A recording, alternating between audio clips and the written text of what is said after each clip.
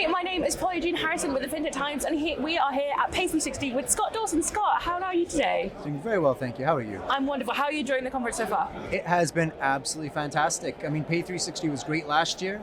I was a little skeptical when they said they're going to make it 2 days in a bigger venue, and I have been proven categorically wrong. The energy is fantastic, it's busy, it's consistently busy, which is rare.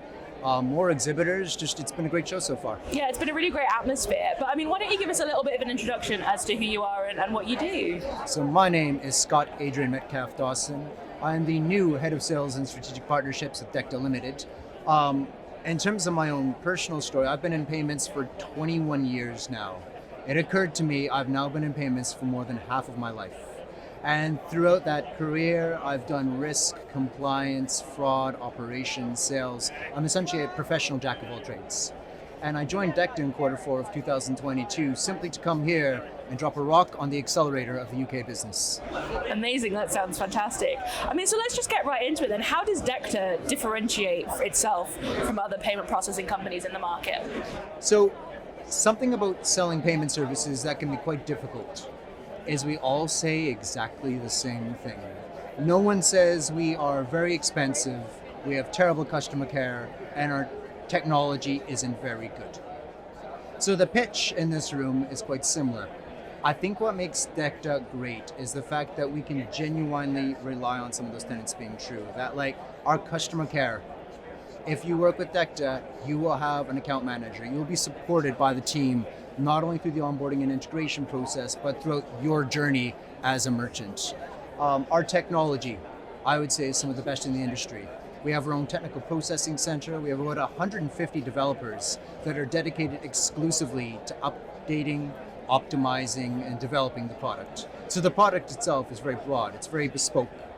We can do acquiring, issuing, processing, white label gateway, 3D secure, point of sale, and such. And in addition to that, we have a few new things coming up over the next few months that I'm going to be really excited to talk about. Amazing. Well, obviously you've just joined DECTA yourself. I have. What do you have planned? What are kind of you here to try and achieve? The theme of 2023 is localise, optimise, and grow.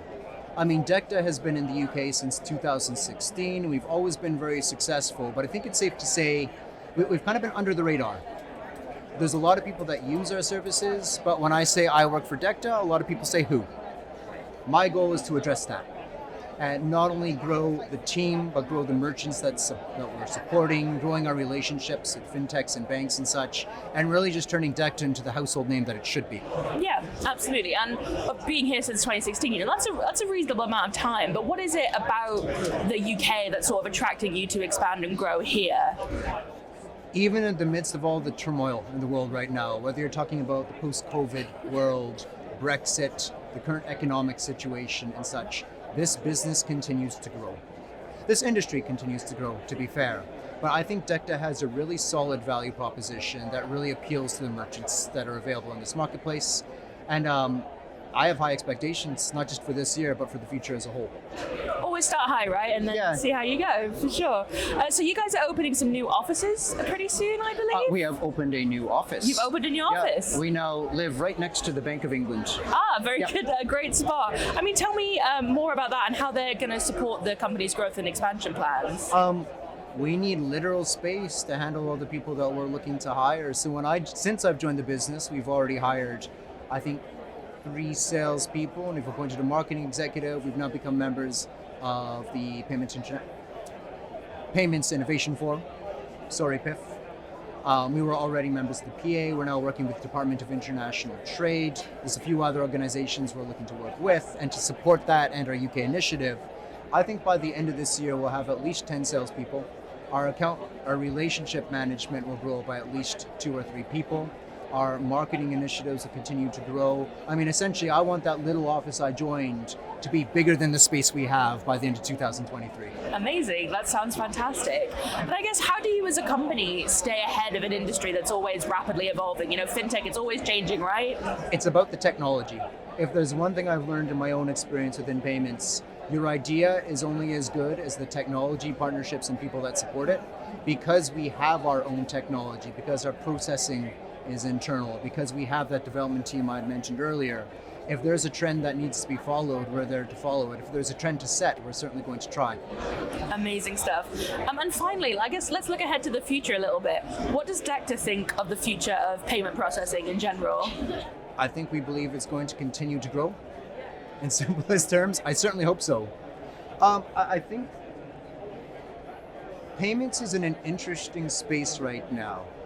And I'm just speaking from previous lives and previous experiences, where there's a lot of these concepts like open banking and embedded finance, for instance, where the technology is finally aligning with the concept. These things aren't new. But we're finally at a point where embedded finance means something more than just having an integrated payment service or being able to give consumer credit. It's actually creating an entire payments ecosystem that's allowing any business to be a fintech. Or open banking. When it first came out, there were many people who thought it might change the game right away, and I think most of us realized it didn't. But as we become more educated, as the service offering becomes better and more verbose, as consumers become educated, what we're really seeing is the uptake is increasing quite rapidly throughout the year. And I think those are just good examples in terms of how payments tends to evolve and grow.